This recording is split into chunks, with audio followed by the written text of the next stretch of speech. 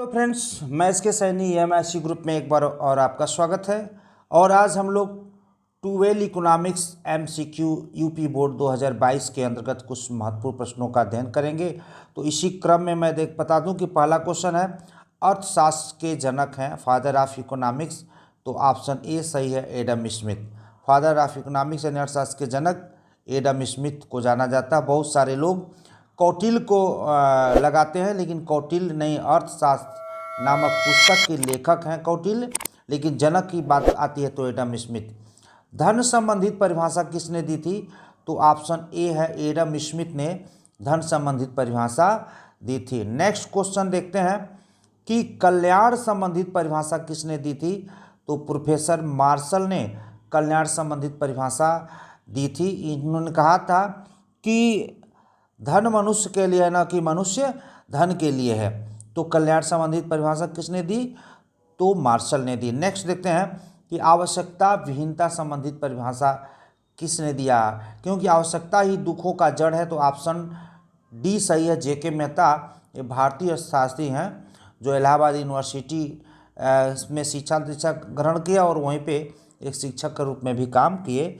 ये बॉम्बे इनका जन्म हुआ था। दुर्लभ या सीमित साधन संबंधित परिभाषा किसने दिया था? दुर्लभ या सीमित साधन संबंधित परिभाषा तो प्रोफेसर रॉबिन्स आता है, और इसमें और जुड़ जाता आवश्यकताएं अनंत है, साधन सीमित है, तो रॉबिन्स के द्वारा। नेक्स्ट देखते हैं, अर्थशास्त्र नामक पुस्तक के लेखक हैं। तो ऑप्शन ए सही है, कौटिल्य अर्थशास्त्र नामक पुस्तक के लेखक हैं, और जो भारतीय अर्थशास्त्रियों के अंतर्गत बीकॉम फर्स्ट ईयर में हम इनका अध्ययन अब कर रहे हैं। नेक्स्ट देखते हैं, टोटल यूटिलिटी, ट्यू का मतलब है टोटल यूटिलिटी यानी कुल तुष्ट गुण अधिकतम होता है, तो यमयू क्या होगा? तो ऑप्शन सी है, शून्य। बड़ा ही इंपॉर्टेंट प्रश्न है यूपी बोर्ड के लिए, और इस 3 प्रश्न आएंगे और 3 में से आपको एक निश्चित ही आ जाएगा। टीयू टोटल यूटिलिटी जिसको बोलते हैं, कुल तुष्ट गुण अधिकतम होगा, तो जो यमयू है वो शून्य होगा। वो यमयू क्या होगा? शून्य होगा। नेक्स्ट देखते हैं कि टोटल यूटिलिटीज बढ़ता है तो यमयू क्या होगा? यानी टोटल यूटिलिटीज अगर बढ़ता है तो यमयू क्या होता है? तो ये धनात्मक होता है, यानी पॉजिटिव होता है। अगर टोटल यूटिलिटीज बढ़ता है तो मार्जिनल यूटिलिटीज धनात्मक होता है। नेक्स्ट देखते हैं, 9वें नंबर पे आप टीयू घटता है तो यमयू क्या होगा? यानी टोटल यूटिलिटीज अगर घटता है तो मार्जिनल यूटिलिटीज क्या होगा? तो ऑप्शन बी सही है, ऋणात्मक होगा, ऋणात्मक होगा। नेक्स्ट क्वेश्चन देखते हैं, व्यष्टि अर्थशास्त्र का प्रयोग सर्वप्रथम किस अर्थशास्त्री ने किया था? तो ऑप्शन सी है, रगनार फ्रिश ने व्यष्टि अर्थशास्त्र का प्रयोग सर्वप्रथम किया था। मांग के प्रकार हैं, तो मांग के 3 प्रकार हैं, इनकम डिमांड और प्राइस डिमांड और क्रॉस डिमांड। सबसे पहले प्राइस डिमांड आता है, उसके बाद इनकम डिमांड आता है, और तीसरे बाद क्रॉस डिमांड आता है। तो आय मांग के 3 प्रकार हैं। 12वें नंबर पे देखते हैं कि मांग और कीमत के बीच संबंध होता है। मांग और कीमत के बीच संबंध होता है तो आप बता दें ऋणात्मक, क्योंकि जब प्राइस बढ़ती है तो डिमांड क्या होती है? घटती है। इस तरह से हम कह सकते हैं कि मांग और कीमत के बीच का जो रिलेशन होता है वो नेगेटिव होता है, यानी ऋणात्मक होता है। नेक्स्ट देखते हैं 13वें नंबर में, आय मांग में आय और मांग के बीच क्या संबंध होता है? तो स्वाभाविक है कि व्यक्ति की अगर आय बढ़ती है तो डिमांड बढ़ेगी। तो जब दोनों एक दिशा में चल रहा है तो ये पॉजिटिव यानी धनात्मक संबंध होता है। अगर आय आपकी घटेगी तो डिमांड भी क्या हो जाएगा? घटेगा। आय बढ़ेगा तो डिमांड आपका बढ़ेगा। तो इस तरह से ये पॉजिटिव है, धनात्मक है। नेक्स्ट देखते हैं, आय मांग के प्रकार हैं। तो आय मांग के 2 प्रकार हैं, एक सुपीरियर गुड्स और एक इन्फीरियर गुड्स, यानी हम कह सकते हैं उत्तम कोट की वस्तु और निम्न कोट की वस्तु। तो आय मांग के प्रकार हैं 2। नेक्स्ट देखते हैं कि आड़ी या तिरछी मांग के प्रकार हैं। तो आड़ी या तिरछी मांग के प्रकार है तो 3 है, जो आप देखे होंगे कि सब्स्टिट्यूट्स गुड्स और कम्प्लीमेंट्री गुड्स और इंडिपेंडेंट्स गुड्स, यानी स्थानापन्न वस्तुएं और पूरक वस्तुएं और स्वतंत्र वस्तुएं।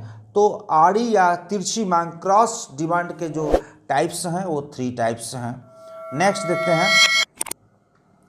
कि मांग की लोच इलेसिटी ऑफ डिमांड, यानी मांग की लोच इलेसिटी ऑफ डिमांड है। तो इसमें क्या हम बता सकते हैं, तो ये है आपका बी, मात्रात्मक संबंध है। अगर हम बात करें कि मांग में क्या संबंध है, मांग के नियम में क्या संबंध है, तो गुणात्मक, क्योंकि गुणात्मक कथन ये बताता है कि प्राइस बढ़ती है और डिमांड घटती है। लेकिन जो मात्रात्मक संबंध है, अगर कीमत में 2 रुपये की वृद्धि हुई तो डिमांड में कितने प्रतिशत की कमी होती है, एग्जैक्ट मात्रात्मक, यानी जो क्वांटिटी जो रूल है, मात्रात्मक कथन है, वो मांग की लोच को बताता है। नेक्स्ट देखते हैं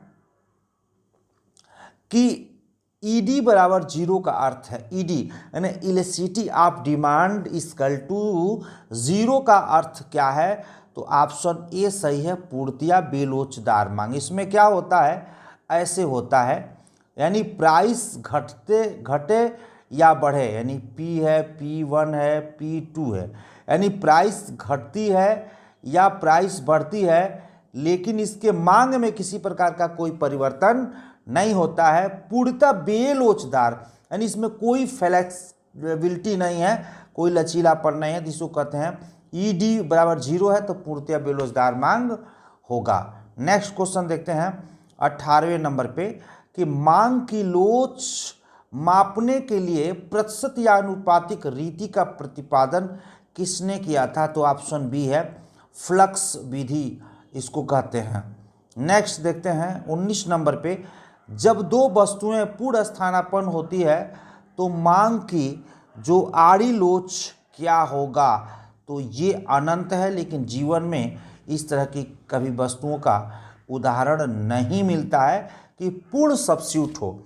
नेक्स्ट देखते हैं 20वें ने, मुद्रा वह जो मुद्रा का कार्य करे, किसने कहा, तो ऑप्शन ए है, हार्टले विदर्स ने कहा है, मुद्रा वह जो मुद्रा का कार्य करे। नेक्स्ट देखते हैं कि मुद्रा वह धुरी है, अर्थ विज्ञान जिसके चारों तरफ चक्कर काटता है, तो प्रोफेसर मार्शल ने इस परिभाषा को दिया, मुद्रा वह धुरी है, अर्थ विज्ञान जिसके चारों तरफ चक्कर काटता है, मार्शल ने कहा था।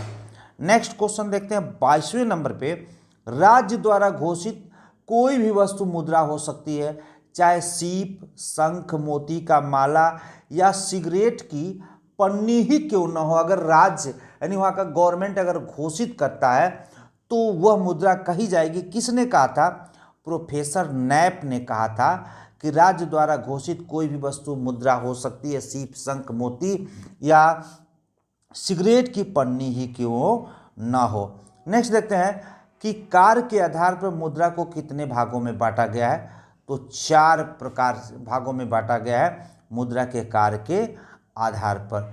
नेक्स्ट देखते हैं कि आरबीआई जिसको बोलते हैं रिजर्व बैंक ऑफ इंडिया, यह भारत का केंद्रीय बैंक है, इसकी स्थापना कब हुई थी, तो 1 अप्रैल 1935 को रिजर्व बैंक ऑफ इंडिया की स्थापना हुई थी। और कहाँ हुई थी, स्टार्टिंग में कलकत्ता में हुई थी, लेकिन 1937 में इसे बॉम्बे में स्थापित कर दिया गया और आज भी बॉम्बे में इसका हेड ऑफिस है। और 4 इसके जो बड़े ब्रांचेज हैं या हम कह सकते हैं जोन है, जो चेन्नई में है और आपका कोलकाता में है और बॉम्बे में है और एक दिल्ली में है। 4 इसका क्षेत्रीय कार्यालय है।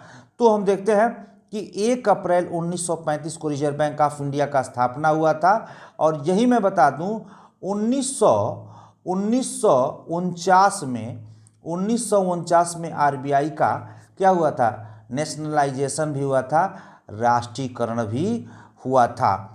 केंद्रीय बैंक यानी आरबीआई का मुख्यालय कहाँ स्थित है, वर्तमान में बहुत सारे क्वेश्चन पूछते हैं कि रिजर्व बैंक ऑफ इंडिया का जो हेड ऑफिस है वो कहाँ पे है, तो बॉम्बे में। काफ़ी लोग कोलकाता लगा देंगे, लेकिन नहीं, हेड ऑफिस का कहाँ है, बॉम्बे है।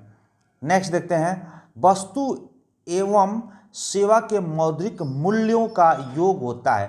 यानी देश के अंतर्गत वस्तुओं से और सेवाओं से जो मुद्रा जनरेट होता है, नहीं उसके मौद्रिक मूल्य के योग को हम बोलते हैं जीडीपी, ग्रास डोमेस्टिक प्रोडक्ट, जिसको कहते हैं सकल घरेलू उत्पाद। वस्तु एवं सेवा के मौद्रिक मूल्य के योग को हम जीडीपी कहते हैं। तो नेक्स्ट देखते हैं कि 27वें नंबर पे कि एनएनपी मार्केट प्राइस है। एनएनपी मार्केट प्राइस है, तो ऑप्शन ए है। जीएनपी मार्केट प्राइस माइनस घिसावट को जब हम घटा देते हैं तो एनएनपी एमपी हमको प्राप्त हो जाता है। तो ऑप्शन ए सही है। जीएनपी एमपी माइनस घिसावट यानी डेप्रिसिएशन जो होता है वो हम उसको घटा देते हैं, तो हमें मिल जाता है एनएनपी। नेक्स्ट देखते हैं कि केंद्रीय बैंक साख नियंत्रण करती है, यानी बाजार में मुद्रा की मात्रा अधिक हो जाती है तो उसे रिजर्व बैंक ऑफ इंडिया कैसे कंट्रोल करती है।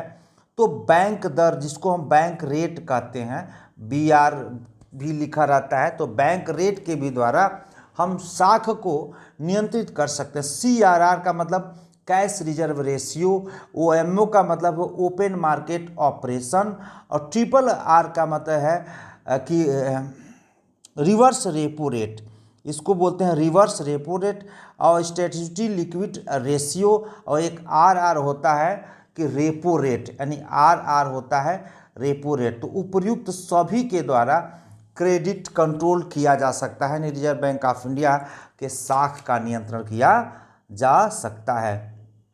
29वें नंबर देखते हैं कि सभी व्यापारिक बैंकों पर नियंत्रण किसका होता है। यानी जितने भी भारत में जो सेचुरेटेड नॉन सेचुरेटेड हम कह सकते हैं, अनुसूचित और गैर अनुसूचित जितने बैंक हैं, जितने कमर्शियल बैंक जिसको व्यापारिक बैंक कहते हैं, उस पर कंट्रोलिंग पावर किसका होता है, उस पर नियंत्रण किसका होता है, तो रिजर्व बैंक ऑफ इंडिया का, क्योंकि भारत का ये केंद्रीय बैंक है। 2 रुपये से लेकर के ये 2000 तक के नोट का निर्गमन करता है रिजर्व बैंक ऑफ इंडिया।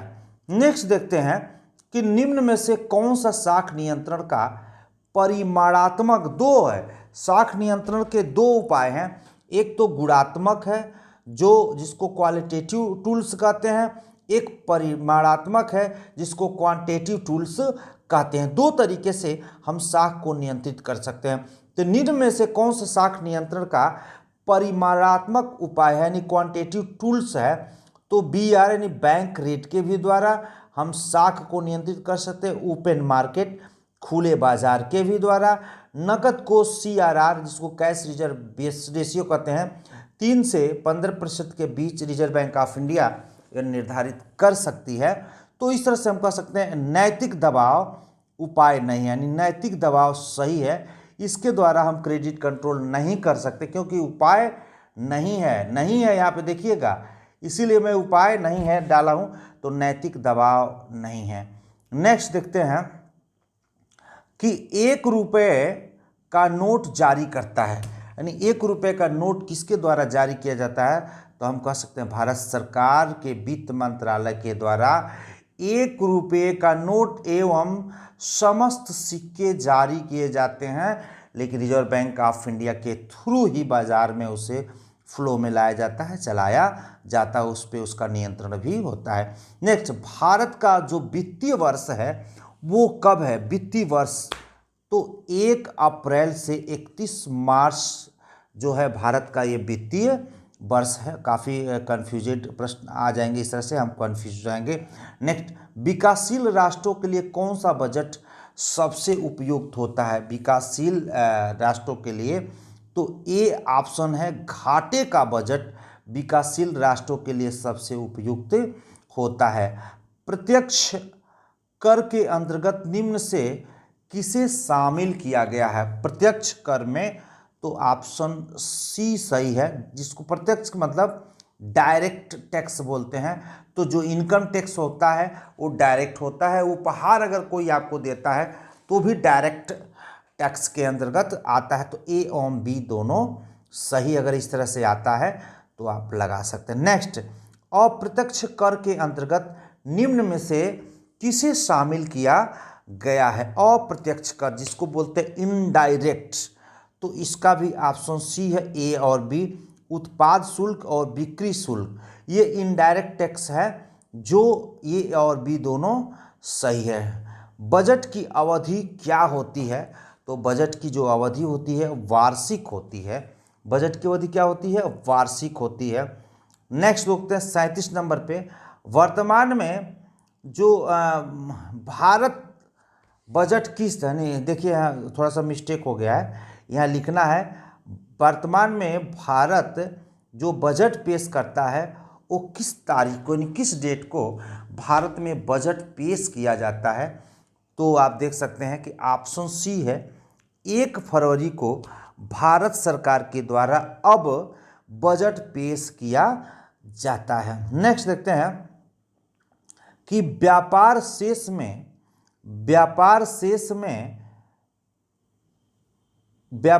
में कौन सी मदें सम्मिलित होती है? व्यापार शेष में तो ऑप्शन सी है, जो दृश्य मदें हैं जो दिखाई देती है हमें वही मदें सम्मिलित होती है। नेक्स्ट देखते हैं कि व्यापार संतुलन का अर्थ होता है 39 पे, व्यापार संतुलन का अर्थ होता है, तो ऑप्शन बी सही है, ऑप्शन बी सही है, वस्तुओं के आयात एवं निर्यात से। क्या सही है? वस्तुओं के आयात एवं निर्यात से, ऑप्शन बी सही है। नेक्स्ट क्वेश्चन देखते हैं कि सीमांत तुष्ट गुण का सूत्र है, तो ऑप्शन ए है mu = TUN - TUN - 1, तो ऑप्शन ए सही है। आज के लिए इतना ही है और मैं चाहूँगा कि मेरे चैनल को सब्सक्राइब्स, लाइक्स और शेयर्स करें, जिससे काफ़ी बच्चों को ये लाभ मिल सके। तो आज के लिए इतना ही, धन्यवाद।